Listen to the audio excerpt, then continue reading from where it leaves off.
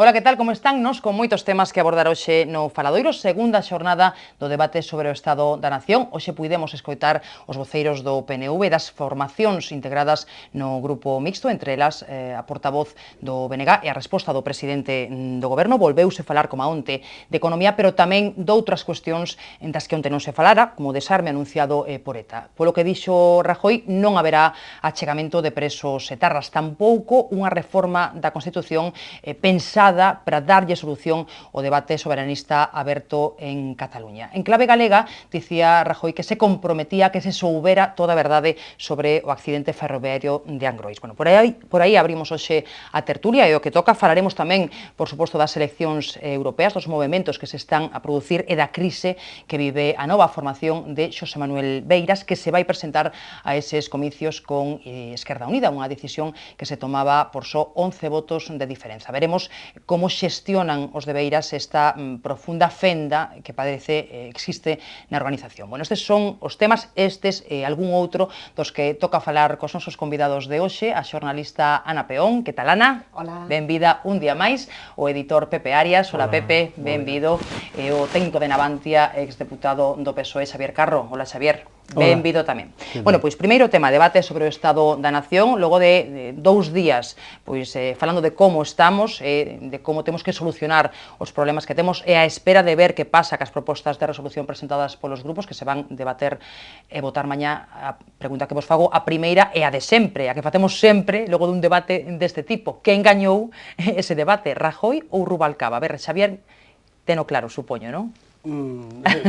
Sí, pero non me preocupa tanto eso. Eu creo que iba a decir que me gustou o debate, creo que foi un debate que cumpleu as expectativas do momento político que estamos a vivir e que permiteu... Ti tes estado ali en moitos. Sí, en 8 ou en 7, vamos. E sí que eu creo que permiteu vamos, que os cidadáns viran claramente pois as propostas e os porqués e as explicacións de cada un dos portavoces, non? E as dúas Españas, non? E das dúas Españas, efectivamente. Unha España un pouco del País das Maravillas, que nos presenta Rajoy, frente a unha España moito máis na calle e nas persoas que presentou Rubalcaba, non?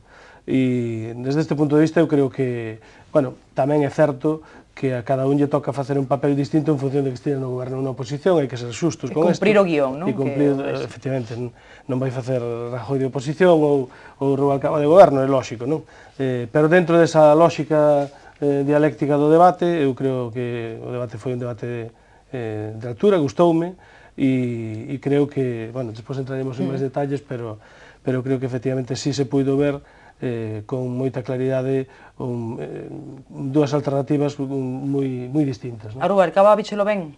Estaban contentos os socialistas, non? Sí, vino ben, fixo un gran discurso, á vista estuvo, para quen o veu en televisión, con apenas unhas notas sobre a mesa, fixo un discurso moi ben fiado e, sobre todo, con unha argumentación moi potente, e que, bueno, o Partido Popular, o goberno de Rajoy, utilizou durante estes anos a crisis como coartada para levar a cabo pois aquelas políticas que a dereita española nunca se atrevera nin siquiera a formular, nin siquiera a explicar. Eu que vivín ali en directo tamén durante 8 anos no Congreso, pois teño que decir que escoitei moitas veces, non tanto no pleno, pero si en debates de comisión, que se fala con máis soltura e con menos intervencións escritas, máis espontáneas, e a verdade é que efectivamente ese programa oculto á dereita subyacía, por exemplo, na labor de oposición do Partido Popular durante os anos de Zapatero. Bueno, entendo que das a Rubalcaba como gañadora, ainda que non o dixeras así, ou non empezaras por aí. Eu creo que os dous cumpriron cada un co papel que tiña encomendado. Tampouco creo que Rajoy fixera un mal debate, pero desde o meu punto de vista, pois eu non comparto as posicións que ele expuxo. Bueno, a ver, Pepe, Ana, que pensades? A ver, Pepe. Eu, bueno, penso que teño unha vara de medir un pouco diferente a de Xavier, non? Quero dicir... Falta fai. Penso que o que vimos onte, sobre todo, foi un duelo de recortadores, non? A ver quen, de alguna maneira, conseguía quitarse o bulto antes, non? Se nos vamos ao debate económico, vemos que existe un crecemento do 1%, un crecemento moi mínimo, e despois existe unha falta de credibilidade absoluta, non? En 2010 íbamos a salir da crise en 2011, en 2011 íbamos a salir en 2012, e en 2013 saleremos en 2014, non? De alguna maneira, a caída en picado das exportacións, por exemplo, e que o pouco crecemento que temos agora mesmo veña precisamente do sector público, pois evidencia que as políticas do Partido Popular son un auténtico fracaso, non? Eu penso que faltaron dous elementos que son importantes. A loita contra a fraude fiscal, non? Evidentemente existe moita economía sumersida no Estado español, e o Estado español dentro da Unión Europea que máis ten. Non estamos falando...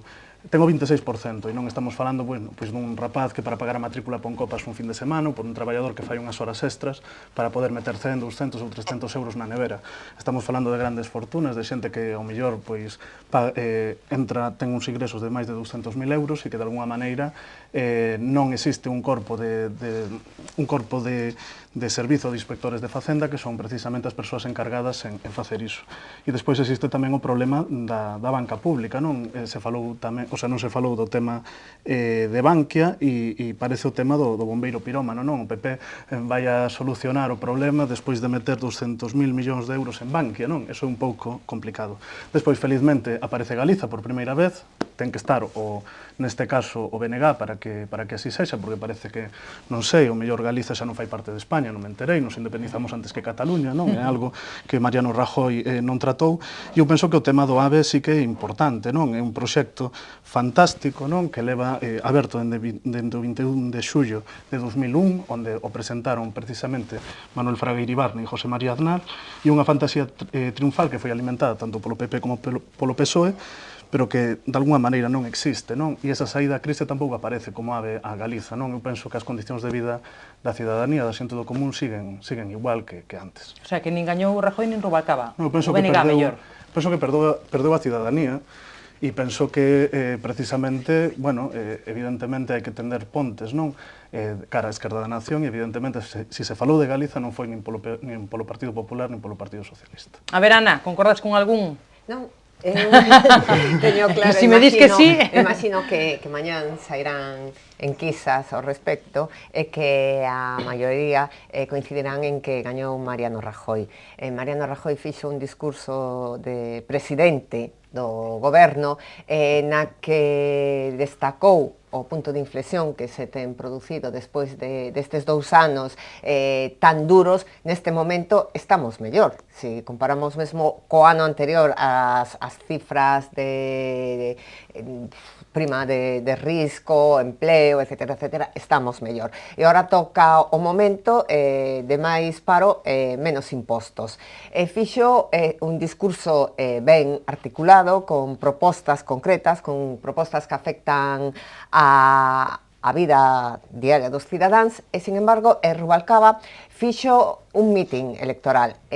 Rubalcaba, pois, os seus compañeiros, os seus correligionarios, pois todos consideran que fixo un bon discurso, porque foi un discurso de consumo interno. Parecía que era o candidato ás primarias do PSOE que se celebrarán dentro de uns meses, porque foi un discurso onde non fixo absolutamente ningunha proposta. Eu atopei a Rubalcaba nervioso, con moitos aspaventos, non? No seu lenguaxe corporal, con moita demagoxia, sin aportar absolutamente ni unha soa idea, por exemplo, en materia económica, sin ofrecer ni un só pacto en algún tema de Estado, non? Eu creo que se limitou a facer un discurso inconexo, deslavazado, acelerado, eso para os seus correligionarios, como recuperou esta idea que xa ninguén cree, non? De que a dereita son os malos que veñen e van quitar as pensións, esta idea que utilizan sempre nas campañas electorales e que despois fracasan e o PP gaña por maioría absoluta, pois intentou recuperar ese discurso,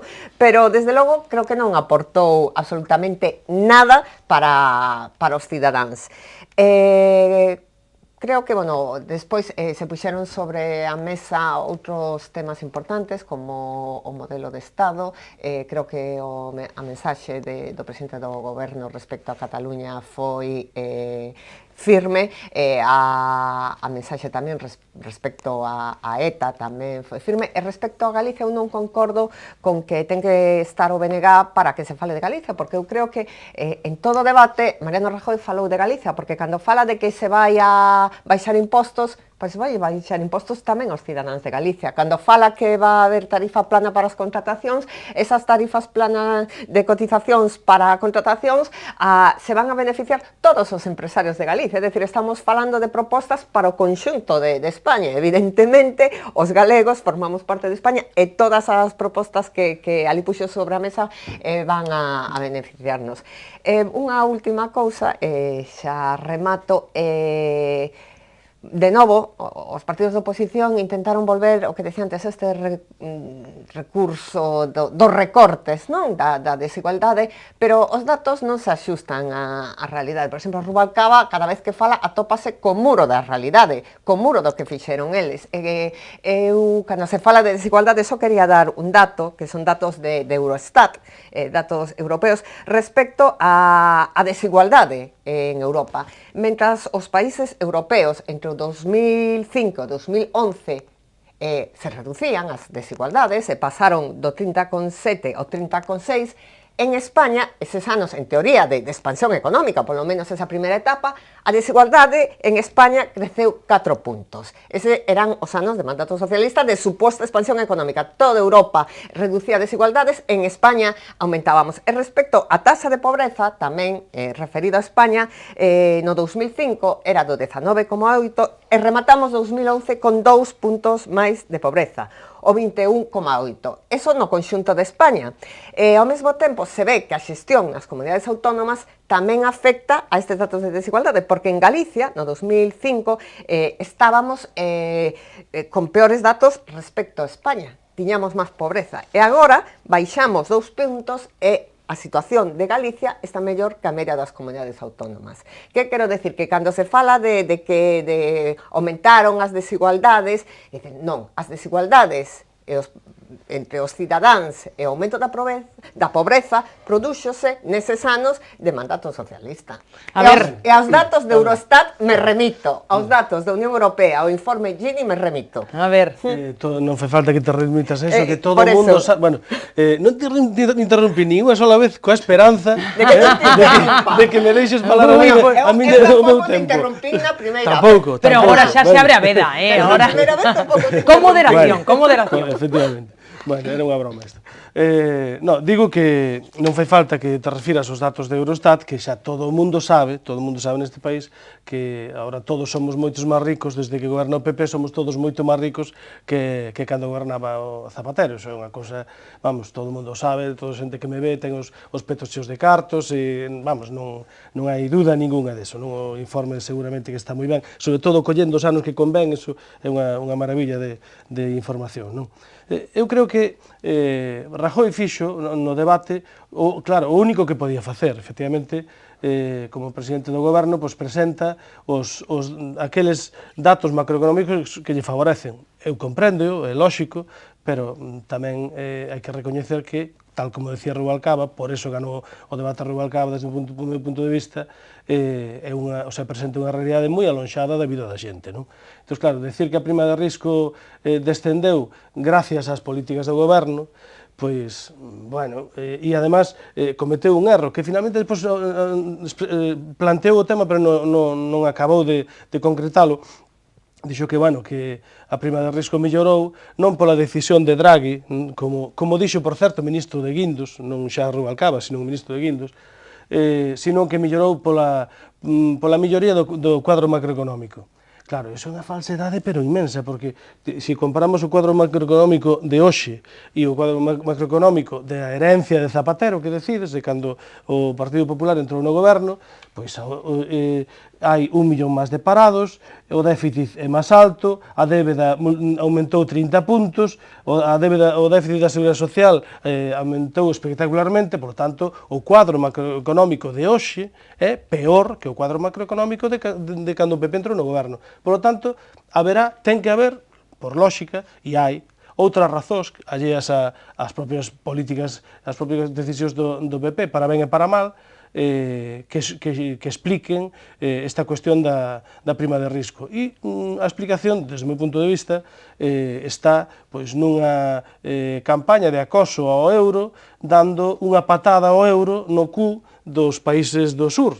Eso foi a crisis que vivimos e que tuvo as consecuencias que tuvo. Que xa daquela decíamos nós que non era unha crisis provocada por Zapatero, o Partido Popular estaba empeñado en que sí, e agora resulta que o Partido Popular dice que cando se sale desta situación dunha prima de risco de 600 puntos, estamos gracias ao PP. Bueno, menos mal que, como insisto, o ministro Guindos reconoce que non é así. E quería decir unha cosa, un exemplo moi importante que a xente vai entender facilmente. Deliberadamente facedes confundir déficit con débeda, deliberadamente. E un exemplo moi sinxelo. Se unha familia ingresa 1.000 euros ao mes e ten unha hipoteca de 200 euros, a hipoteca, imaginados que sea unha débeda de 50.000 euros que deben ao banco na hipoteca, e pagan 200 euros de hipoteca todos os meses. O seu déficit, non teñen déficit, teñen un superávit de 800 euros cada mes. Como baixa a prima de risco, neste caso, imagínate que baixan os intereses bancarios, que baixaran nesa proporción, pois pode ese ciudadano ir ao banco e decir, bueno, renegocio a miña hipoteca, en vez de 50.000 euros, vou a coller de crédito 60.000, pero a cuota siguen sendo 200, porque o que cambiou foi o tipo de interés. Bueno, esa familia sigue tendo un superávit de 800 euros, pero a súa débeda xa non son 50.000, son 60.000. Bueno, iso que está pasando en España neste momento. O Partido Popular está vivindo ahora mismo uns momentos no que a baixada da prima de risco lle está permitindo manter o nivel de déficit aumentando a débeda. Por lo tanto, que estamos facendo hipotecando o futuro. Esta legislatura de Rajoy é unha legislatura na que estamos hipotecando o futuro para moitos anos, porque a débeda está aumentando os niveles desastrosos. Rematamos, Xavier. E rematamos dicindo que a mí me parece que desde Rajoy despachar o debate con un anuncio que además é unha pantomima, depois entrarei se hai tempo, e ataques ao interlocutor, neste caso Rubalcaba, me parece que desde o punto de vista dialéctico é ben pouco forte. E o que sí me parece, como digo, é que non é certo, o quadro macroeconómico é peor que cando o Rajoy entrou no goberno, e a realidade dos cidadáns tamén é moito peor que cando o Partido Popular empezou a gobernar. Por lo tanto, repetindo unha frase de Rubalcaba, non sei de que presume. A ver, Pepe. A ver, eu penso que en relación ao tema de Galiza é evidente que non hai nin alternativas para o sector primario, non hai alternativas para a industria pesada, non se está falando de nada e de feito, bueno, pode ser que algún indicador sitúe que descende a pobreza, pero tamén é certo que hai moitísima inmigración, moitísimos persoas novas teñen que deixar o país, non? Quer dicir, de alguma maneira, os datos tamén se camuflan con esa espantada de xente, non? Que é algo que de verdade non víamos dende fai moitísimo tempo. E despois, firmeza co tema catalán. Eu penso que se están rompendo as pontes, quero dicir, eu penso que nestes momentos Mariano Rajoy o principal, digamos, catalizador do independentismo catalán, quero dicir, cada vez que fala, en Cataluña hai máis independentismo precisamente porque non se están buscando saídas para tallar iso. Despois, siguen cas medidas de alguna maneira de radicalización do discurso, ao mellor para intentar que Vox non se consolide como un espazo electoral propio, non? Co tema do aborto. Despois tamén, hoxe se soubo, non? Que a Unión Europea denunciou aos guardias civiles que de alguna maneira, bueno, pois a súa actuación fixo que 15 inmigrantes morreran na praia en Ceuta, non? E eu penso que ese tipo de atitudes, non, se plantexa unha lei de seguridade cidadá, pois sería o primeiro que terían que garantir, non, a vida, neste caso non eran cidadáns do Estado, pero si persoas, non? Entón, eu penso que nese sentido estamos ante unha radicalización das medidas neoliberais e ante a falta de medidas reais para este país, non? Eu penso que non gana Rubalcaba, que non gana Rajoy e que pierde dun pueblo, non? É un pouco o resumo do debate. Falaban de firmeza ante Cataluña, tamén firmeza ante ETA, non? Digo, porque sobre ETA non apuntabas nada, non sei se hai algunha reflexión moi breve que queiras facer, digo. Un tuit de Bill Clinton estes días dicindo que se estaba indo polo camiño correcto. Eu penso que, evidentemente, é un problema, E eu penso que, bueno, hai elementos que facilitan ou non a resolución do conflicto. Por exemplo, que Arnaldo Otegi estexa preso nestes momentos non o facilita, non? Eu penso que nese sentido hai que respetar as víctimas, pero tamén hai que facilitar o proceso pensando, bueno, que fai poucos días tanto, bueno, o PNV como a Esquerda Abertzale tiveron unha manifestación histórica máis grande, non, nas rúas de Bilbao. Entón, eu penso que nese sentido o Estado tamén debe de ter responsabilidade cando levamos anos xa sin violencia, non? A ver, Ana, Sí, moitas cousas que responder un pouco todo, primeiro, non? creo que ninguén nega que todos os cidadáns están facendo un esforzo moi importante, absolutamente todos, os pensionistas, os que teñen traballo, os que non teñen traballo, todos os cidadáns se apretaron o cinturón e se lle exixiron moitos sacrificios e creo que todos os cidadáns actuaron exemplarmente. O sea que en primeiro lugar hai que deixar claro que sí que hai unha crisis, os cidadáns o están pasando mal. Pero por que os están pasando mal? É que é moi fácil decir que agora se recorta cando se deixou un furado de 90.000 millóns de euros. Ti falabas da diferencia de déficit e deuda. Escoita, vamos a ver. Ti falabas do déficit. Que é o déficit? A diferencia entre o que ti ingresas e o que ti gastas. Unha familia sería a diferencia entre os ingresos que ten o ano e o que gasta o ano. No último ano de Rodríguez Zapatero, a diferencia entre o que se ingresaba e o que gastaba foron 90.000 millóns de euros. E que iso traducido a peseta xa creo unha cousa espectacular. 90.000 millóns de euros. Evidentemente, outra cousa que calquera familia, calquera persona que nos está escoitando sabe que as debedas hai que pagalas. Entón, se ti tes unha deuda moi grande para non ir a ruína e a quebra e hai que pagala. Podíamos aplicarlo aos bancos, podíamos aplicarlo a evidentemente, pero escoita, despois sigo hablando porque claro, esas datos, cifras son moito maiores. 200.000 millóns de euros no caso de Bankia. Rematar, que decir, 90.000 millóns de euros de deuda, pero eso é unha falacia cando se fala do apoio de Mariano Rajoy ás grandes empresas. Eu me remito aos datos, por exemplo, do imposto de sociedades. O imposto de sociedades, ahora as grandes empresas pagan moito máis que durante o goberno socialista. Ten que explicar o PSOE, porque o imposto de sociedades, eu non interrumpín a ninguén.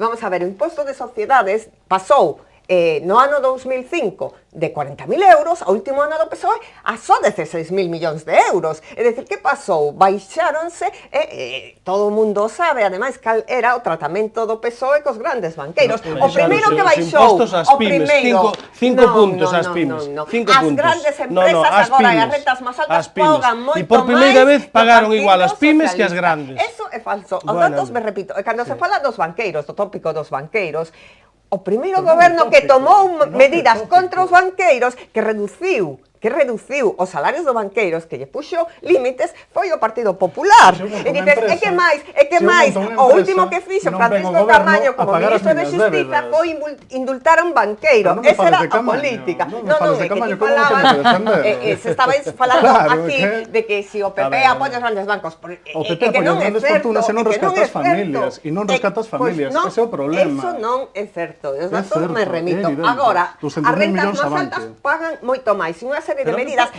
solidarias, por exemplo. Non é alucinante. Pero como se pode decir, Ana, como se pode decir cousas así? Mira os datos. Mira os datos. Dos tramos. A carga impositiva sobre as grandes empresas, os tramos máis elevados do IRPF son os máis elevados. Sabes por que sabes por que sube o imposto de sociedades?